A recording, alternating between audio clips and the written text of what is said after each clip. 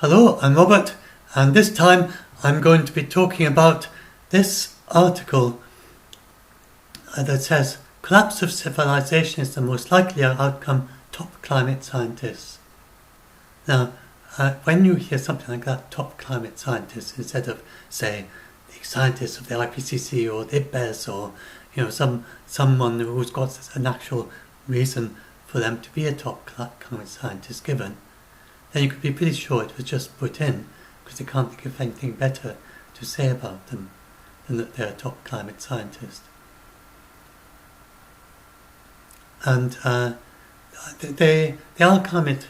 I'm not saying that there's anything wrong with these people, but one of them says very strange things, and the other one is a chap called Stefan, who's looking at the very, very long view and doesn't make it clear that these things he's thinking about are speculative possibilities for thousands of years in the future. The other one just makes mistakes. So anyway, and the article itself is very, very low quality. So I'm just going to talk about it. So first of all, there's Stefan's tipping points. Then he doesn't explain how very slowly some of these tipping points actually happen. So this is the melting of the Greenland ice. And this could happen if you had business as usual. Now, business as usual is when you are burning 5 times all the coal that we're burning today, coal being the most CO2 producing of all the fossil fuels by 2100, keep all the way through doing that through this 22nd century as well. So ramp up and then keep on doing it till just about all the fossil fuels are just gone. Then you would be able to melt all the ice in Greenland, possibly by the year 3000. And so it's no way it's going to happen as quickly as that. We are not doing anything like that amount of CO2. We are definitely going to peak at some point in the near future, next decade or so. And it all depends on when China peaks, but China might peak as soon as early this decade. It's not impossible that last year was the highest amount that they're going to produce. The rest of the year, the rest of the CO2 emissions are for the most part diminishing already. It's mainly China and a little bit from other countries like India that are still increasing.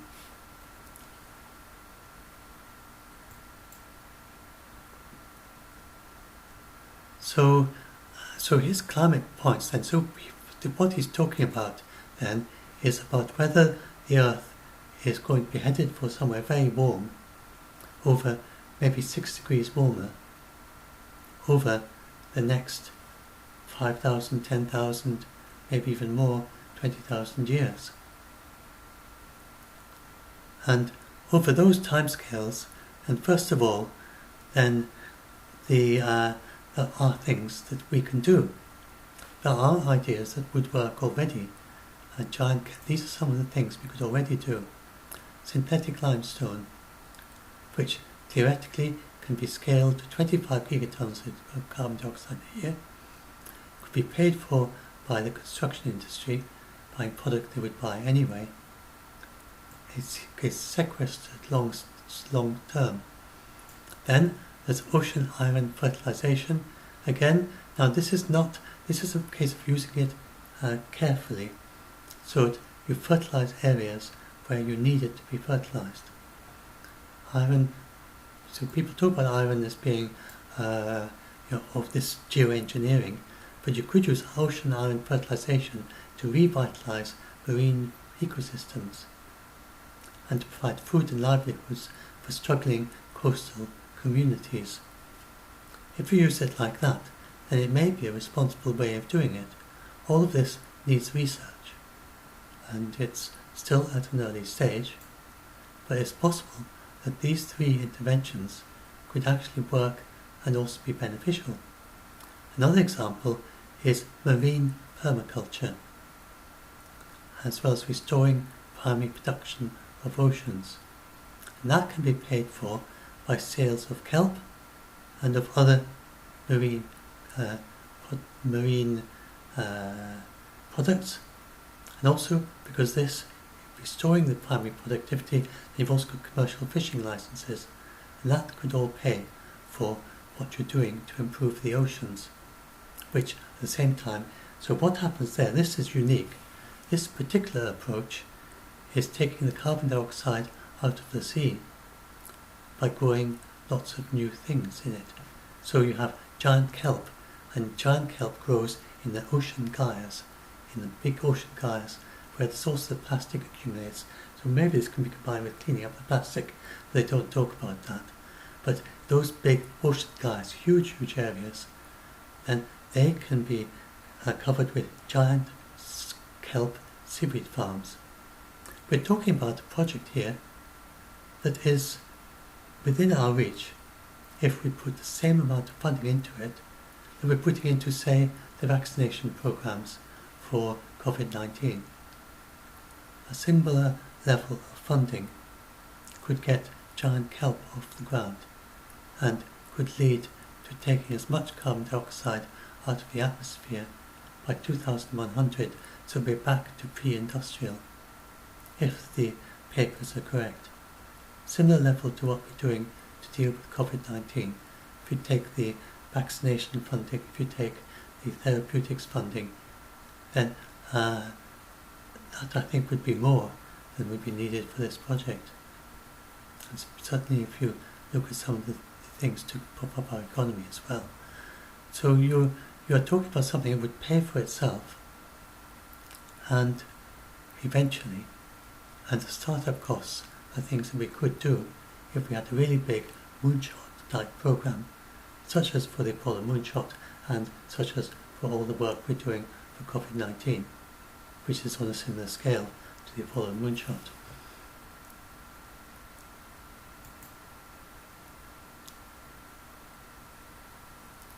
Now I want to go to, so that is on Stefan's work.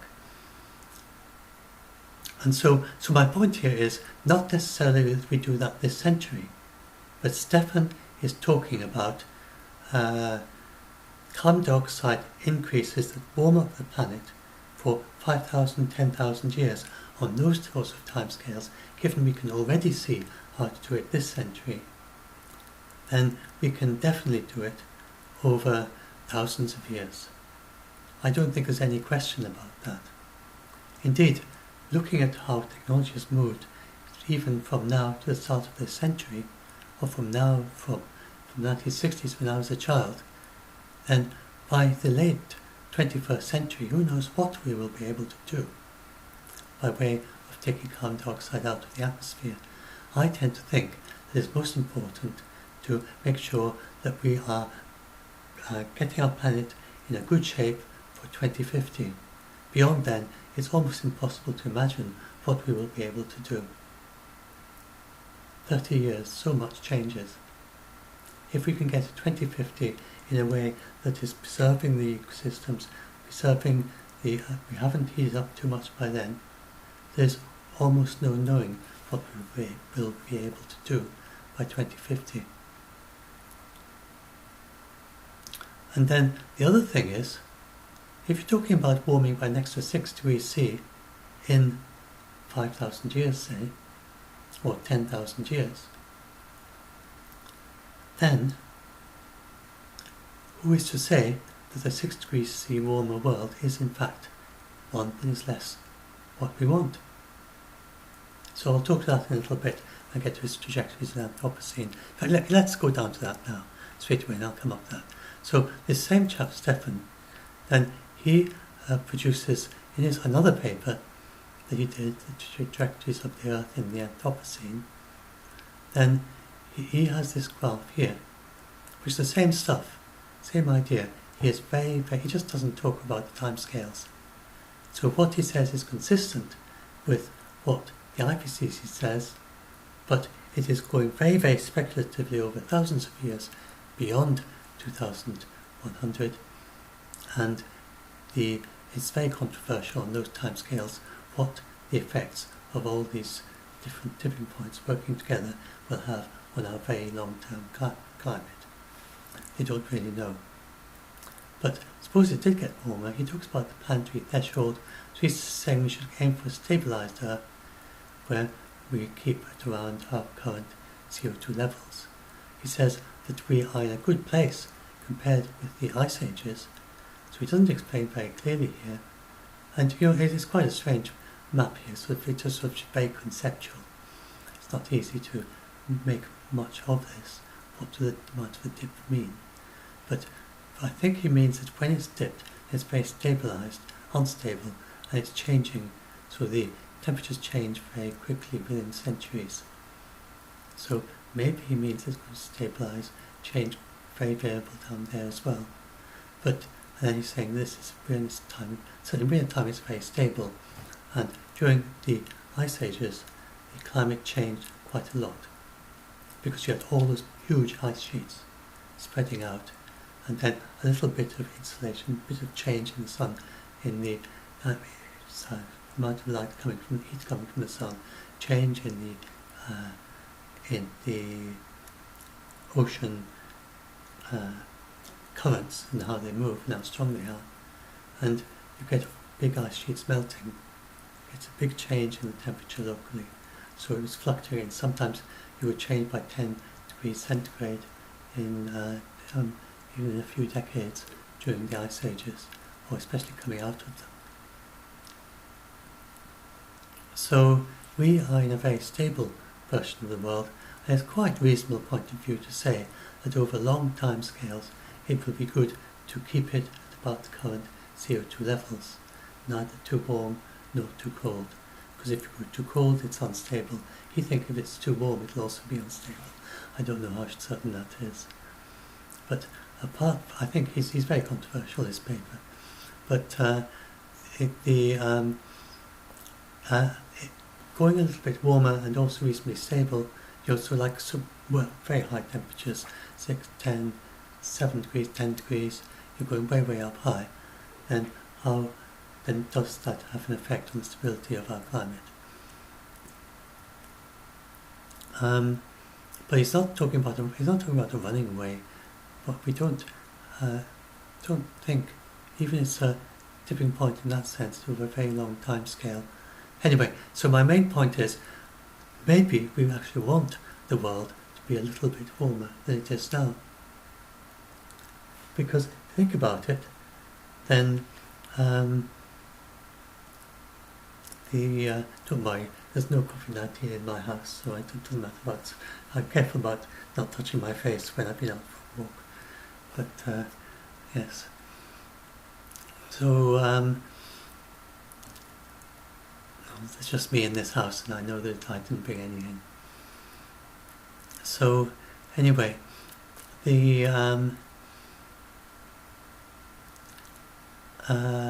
so where was I going?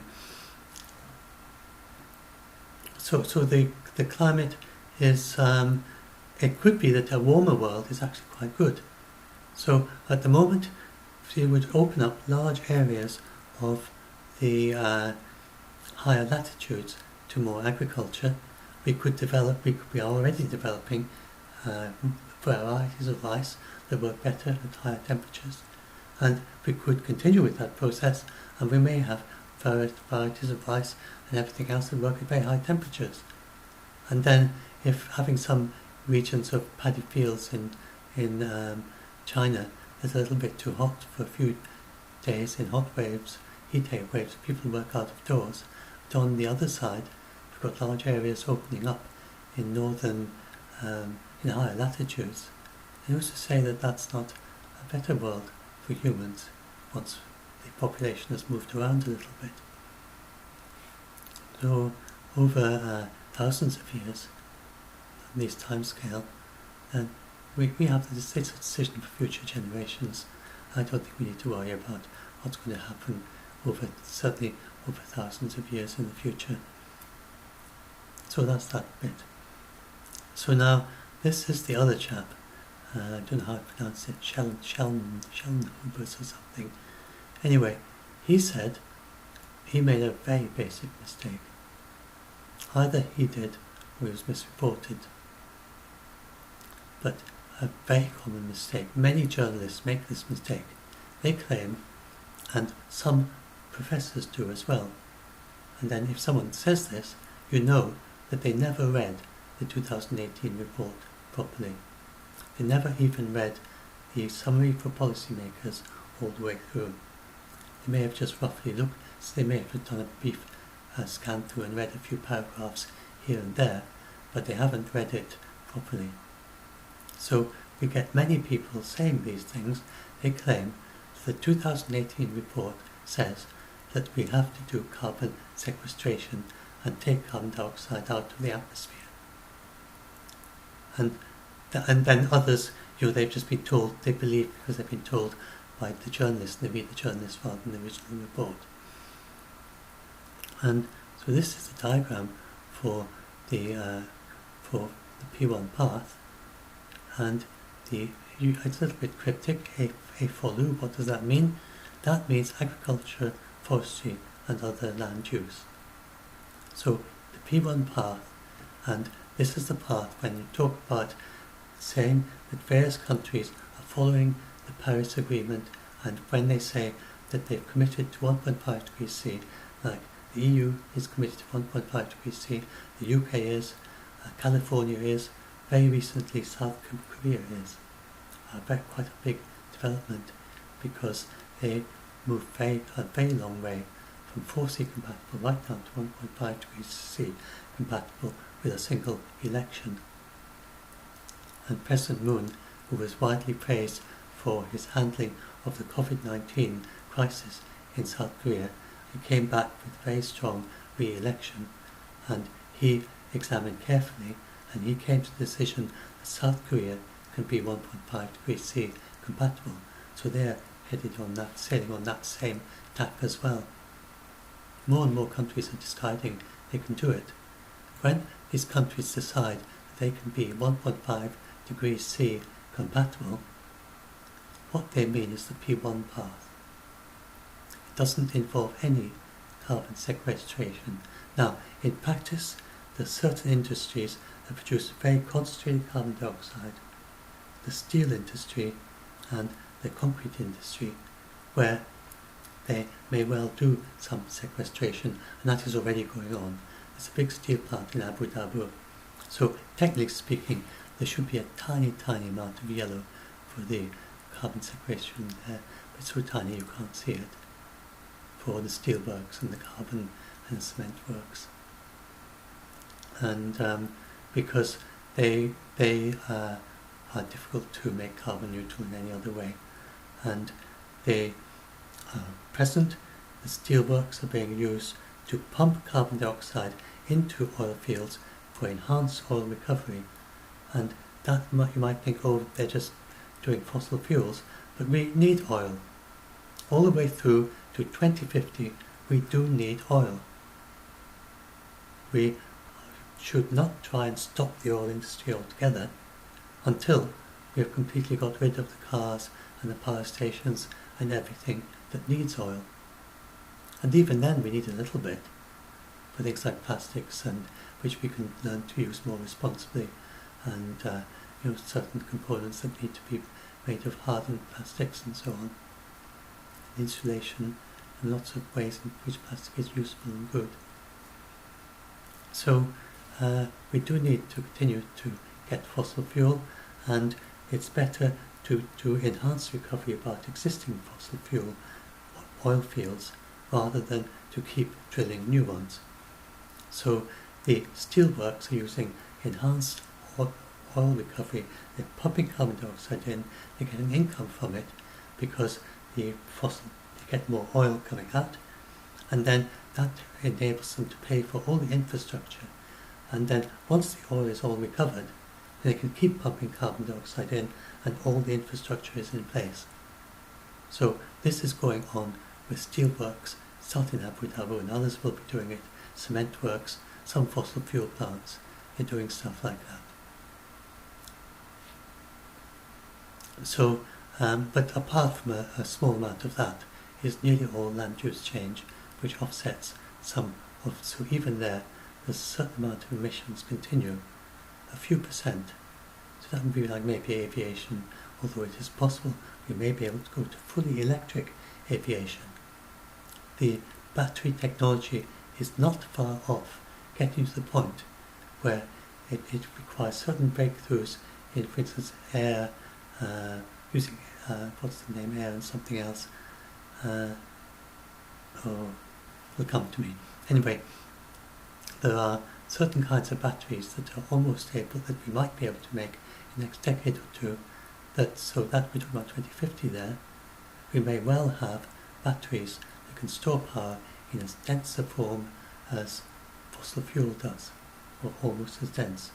Once we can do that, we can have electrically powered long-haul flights around the world. We can already do electric-powered short-haul flights of a few hundred miles. Those are going to be flying sometime in the early 2020s. Battery-powered planes flying over short-haul flights. You will be flying back and forth in the United States in electric planes within a few years. So there's lots of stuff going on now. And then if you go and look, so he just got that completely wrong. We don't need to do carbon sequestration. Loads of stuff going on, and we just need to do. And these are some the electric planes. They weren't taking account of them properly in 2018. Technology has moved forward very quickly, and so we have this P1, P2 is a little bit of the carbon sequestration. We're more on P1, tiny smidgen of yellow, and that's in the 2018 report. So these are the four illustrative parties. You can do a view image to see the whole thing. That is in the report. That's in part P1. Explains very, very clearly that there is no carbon sequestration there. And so anyone who says that didn't read the report. And so many people, you can't count on the fingers of two hands the number of journalists and the number of scientists, of professors not specialised in this particular area of climate science, who have said that carbon sequestration is needed. It's not surprising. I think some of the scientists assume that the journalists are describing the science correctly.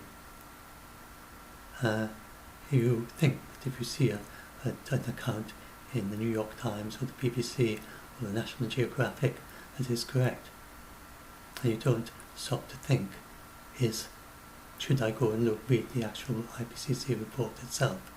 So I think some of the scientists, particularly not in the area itself, and if you do go to the report, it looks a bit technical, it's a bit off-putting if it's not your subject area, I suppose. So a lot of people don't seem to have read it. Certainly many of the journalists haven't. I haven't read the whole thing. I haven't read the whole 2018 report. I've just read sections of it that I have special interest in. It's quite a long page, many chapters. I've read quite a few of the chapters from cover to cover, but not the whole thing. So anyway, so they talk about that, and they talk about limits to growth. They also talk about limits to growth. This is an old 1970s computer model that has 5 components: population increase, agriculture, non-renewables, industrial output, and pollution generation. So what is striking for us is what's left out. So there isn't anything about global warming, there isn't anything about renewables, there isn't anything about recycling, there isn't anything about CO2 emissions, and just by chance this very primitive model produces figures rather similar to the ones we're seeing today, up to the present. But it then predicts a crash of the population, where the population is suddenly going to crash down to very few. The reason is that this model assumes that our population is slowing down because we have run out of resources. In actuality, although they do have a population slowing down, they will have fewer children, we have fewer children per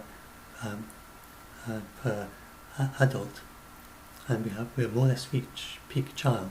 But the reason is because of prosperity. If you look around, it's not sub-Saharan Africa, it's not the poor countries that are having that have the population levelling off. It is Japan. It's got a big look. If you go down, I've got Japan here somewhere. That's Japan. It's already decreasing. That's where we are now. It's projected to keep on decreasing.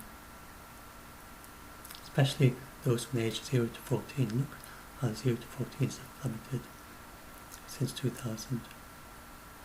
And the whole population of Japan is being reduced. That is because of prosperity. Japan is one of the most prosperous countries in the world, and its population is declining.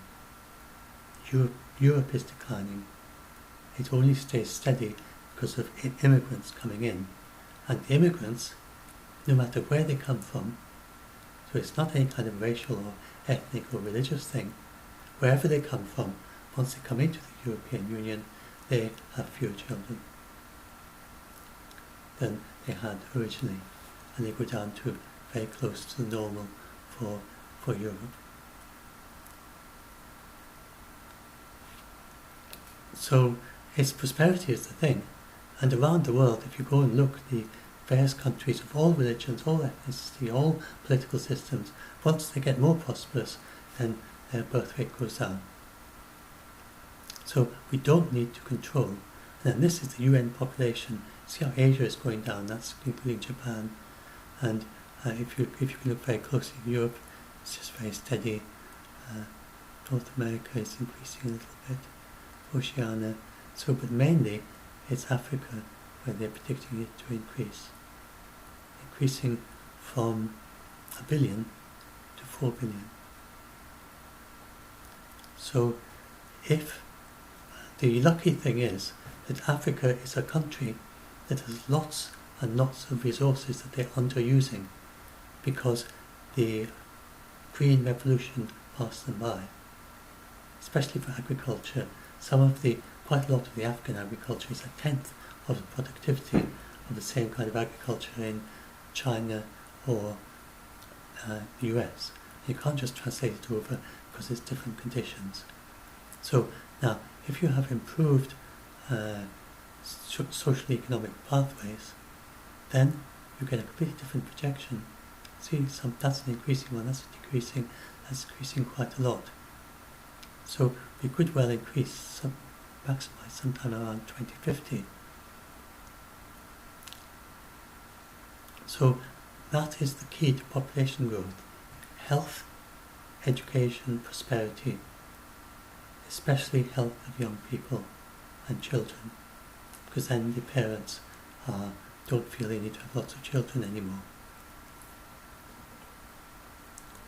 And then, as one of the IPCC experts said, none of the scenarios indicate that we cannot feed the world, or that we cannot provide water or shelter. But we can do it in a sustainable way, or do it in an unsustainable way. And that is our choice. So, from all this, you do not need to have less children. And it's far better to do what you can to help shape their future, and then they will grow up in a world with zero emissions and pass on the richly biodiverse planet we all share to the next generation. And we don't have a problem of overpopulation. That's a mistake. So now, what else have I missed out here? Oh, there's a absolutely ridiculous paragraph. They say that we have, I think every statement is wrong. The great acceleration, where human population growth is accelerating, it isn't. Economic growth is accelerating, it isn't. Exponential growth, well, I suppose, steady economic growth, I suppose you could call that exponential.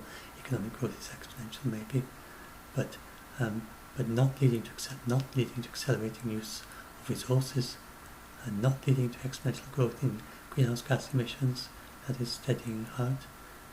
It's the same emissions as previous year, not much more, actually less this year. Not accelerating any of these.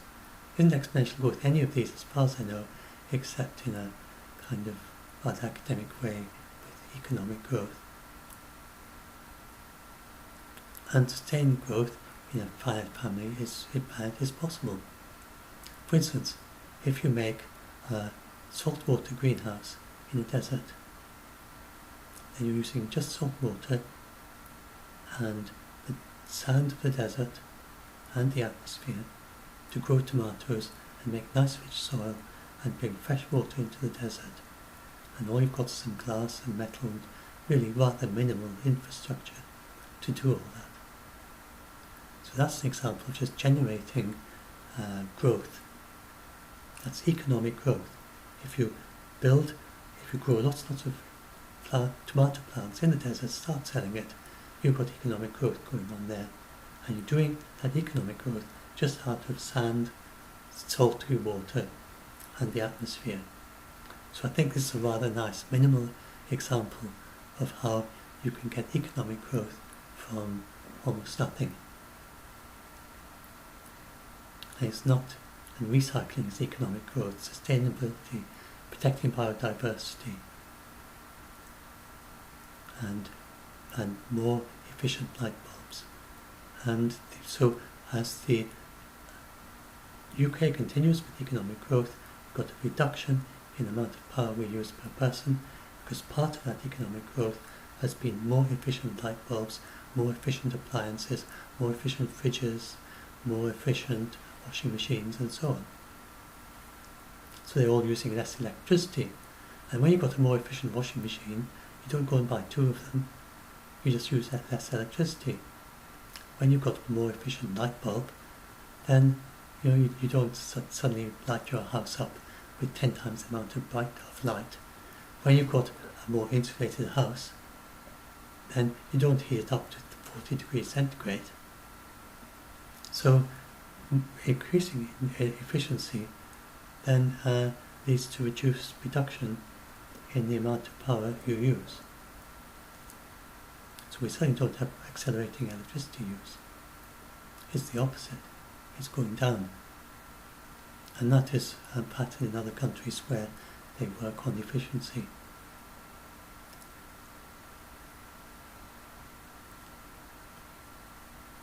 So then finally, we're talking about the green recovery. So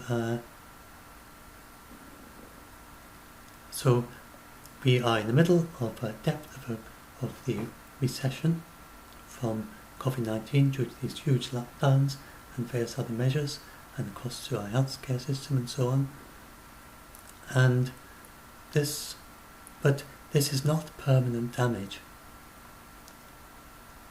There's no way, if you lock everyone down, close all the shops, there's no way that you can have the same amount of work. People are going to have to be unemployed or on furlough because there's nobody buying anything, so how can you possibly be employed making it? So very hugely increased unemployment is no surprise at all. But there's been a huge amount of very, very clever work done to protect the world's economy. To take a simple example, then suppose that this year farmers had just given up and said, because of COVID-19, I'm so scared, I'm not going to plant any seeds this year. Who's going to buy it? Then we would be facing a massive food shortage in the autumn. The various governments around the world, and it's not just in the highly developed countries, in the less developed countries as well, have made it certain, have supported the farmers to grow the seeds, to grow the crops for this year's food. So we're not going to run out of food. Not that we would run out completely, we have huge stocks of stores, 40% or so, but we could have been in quite a crisis situation with quite a few famines around the world. This has been prevented. And there are many other ways in which our economy could have been really very bad. If we hadn't had the WHO, the International Monetary Fund, the, the, uh, the World Bank, the Food and Agricultural Organization, and many other organizations, if we hadn't had them, we would have been in a situation as bad as the Great Depression, for sure. But we aren't. The economy has been protected, and all the governments as well, they know what they're doing. We have a much better understanding of the economy. So, although we have this huge surge in job loss, we are all ready to surge back when it gets to the end of the recession. And as we ease up on lockdown, as we ramp up on track, trace and isolate, then we can get people back to work, and then all these jobs will have to be created. And there'll be huge stimuluses to create new jobs. And countries already, Europe is getting beyond the end of its worst step, and is already very focused on how we're going to do the recovery. And the United Kingdom, we expected some kind of statement from our Prime Minister sometime in June about how we're going to do the recovery, but we are very focused on a green recovery. So when we recover, we're not going to recover back to the way it was a few weeks ago. The UK of March is not going to be the same as the UK of July. There could be many differences. So for a long period of time, then we have been saying in the United Kingdom that we need to have more jobs in renewables. Well, this is the big shock that's going to lead to that happening. I think there's very little doubt that the government plan is going to involve increasing jobs in renewables. There's a recent news story that we can create new jobs, much less cost for insulation. The thing is, if you're creating a job that in insulating homes, for instance, you don't need to have lots and lots of huge machines, because the equipment used to insulate a home is quite minimal. It is not very expensive. So you can create a new job of a home insulator for very low cost. And it turns out that the jobs that are connected with renewables, then they are jobs that are low-cost jobs. You can create lots of jobs for low cost. And these jobs also create assets of lasting value. So when you insulate a home, then that home then requires less electricity for all the way into the future, as long as the home is there. So insulating homes creates lots of jobs for low cost and creates something that is of lasting value to the economy. In the same way, building solar power stations is something that is low cost, that nowadays it's very easy to make solar panels, and you can get lots of jobs for a low price, creating something of great asset to the community for long-term benefit. So look at here, and that's called long-term, long-run multiplier. So these big ones up here, then T is clean energy, for instance, clean energy infrastructure investment, and Y is clean R&D, so that's spending into research and development into clean energy. Then that creates lots of new jobs at a low cost, and it has the effect of long-term value to society. And just about all of those ones up there, S is connectivity, infrastructure, investment. And so this top quadrant, where it has high positive impact straight away, and it's a very high long-term multiplier, where for a small amount of cost you create lots of new jobs which also have long-term benefit. So the small amount of money you put in pays back over and over and over again in the future. So renewables are a very good way to do an economic recovery from a recession, it turns out. Meanwhile, coal has, the renewables have actually been increasing in many places. In China, they had an increase in renewables during their lockdown, and their coal just went off a cliff, just stopped. In the United Kingdom, we've had 2 months without any use of coal at all, the longest period by far since the Industrial Revolution started, without any coal. Coal, as I said, is the fossil fuel that produces most carbon dioxide for the amount of power. So the amount of carbon dioxide in tons per megawatt or kilograms or whatever, then that is the much higher for coal than for any other fossil fuel. And so we've what happened is that during the lockdown, people used less power, lots of industry stopped, and people staying at home and not driving around so much and not using power so much. Then the electricity grid had to produce less power, so it had to tell some of the power stations to shut down. Now, it doesn't make any sense to shut down a solar power plant, because it just produces electricity no matter what. There's very little upkeep involved, but it makes a huge amount of energy sense to shut down a coal-fired power station, because you've got to keep on buying coal for every week of its used. So if you have decided you've got too much power, you've got to shut some of your plants down, and you want to do it in the way that it makes most economic sense. Shut down the coal-fired power stations first of all, and the oil-fired ones, and keep the wind and the solar running. So that's what UK did, that's what the EU did, that's what China did, just about everyone, that's what India did. Just about everyone has done that. You would have to have very huge subsidies for the coal to make any sense at all, keep coal running, when it would actually be costing money to keep the coal running.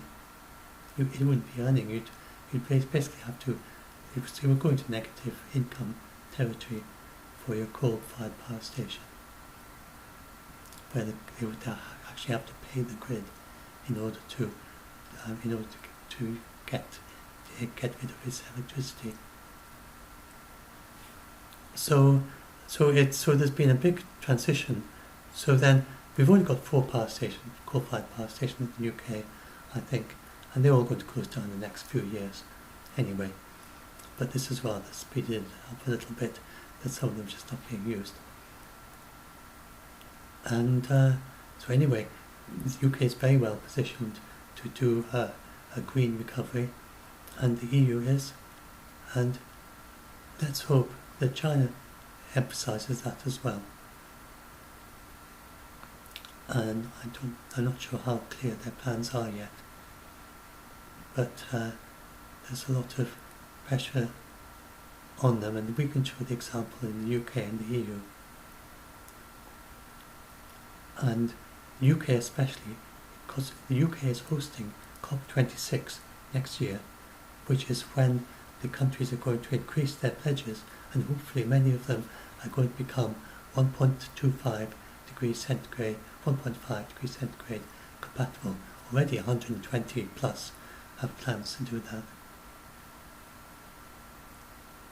I think it's going on for half, I'd have to check, it's going on for half the CO2 emissions are already, planning to be like that by 2026. Anyway, so something like that. So I think I've done all this. So yes, you can just look at that, then look at my positive articles on climate change. So that's a nice long video for those of you who like longer videos. So I'm trying to do mainly the shorter ones, but occasional longer ones. Anyway, let's stop at that point.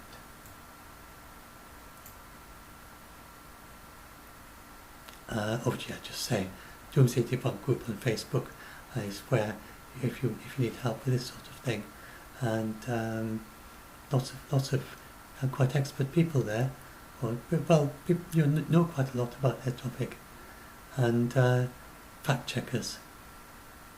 And so if you're expert yourself in some particular topic, if you're expert on climate change, for instance, especially if you know a lot about the IPCC reports and can explain to people in the group exactly what they say. So things like that. And you will be very welcome in the group to help others in the group, to help scared people. And if you're scared of all this, then if you can join the group and find out from the other people, and also if you can help reassure people who are scared, anyone like that is very welcome.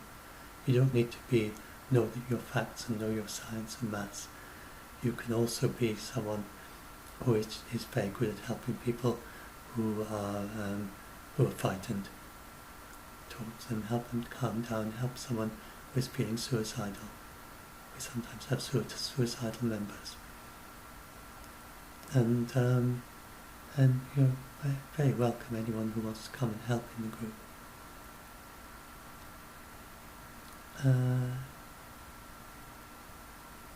So, we're not the Samaritans. We support these people. It's not meant to be a substitute for therapy. We are complement to therapy. And most of our members of the most anxious are having their regular sessions with their therapist, of the ones who get really scared of this sort of thing. And if you are panicking about all this, it seems to be very, very treatable. A lot of it is PTSD, or acute stress disorder. They often are diagnosed with conditions like that, and those particularly are very treatable. I'm not sure if I got the right words. I'm not a psychologist myself. Certainly PTSD is the right one. I'm not sure if the other one's got the right word for that other one, but the sort of stress that and anxiety that comes on as a result of you discovering some big life event, which for people who are finding these scary stories on the internet, and that's a big life scary event for them, even though it's just reading something. And it can have very real psychological harm and difficulty. But that sort of harm is very treatable. Because it had a sudden onset, it's nothing in your mind as a long-term condition. It's not something that's been going on since you were a child, unless you got scared of these things as a child. And it's very treatable. It's most people that I help in a significant relief as a result of seeing a therapist after a few weeks or a month or two. And our debugs make a big difference too. Anyway, that's that.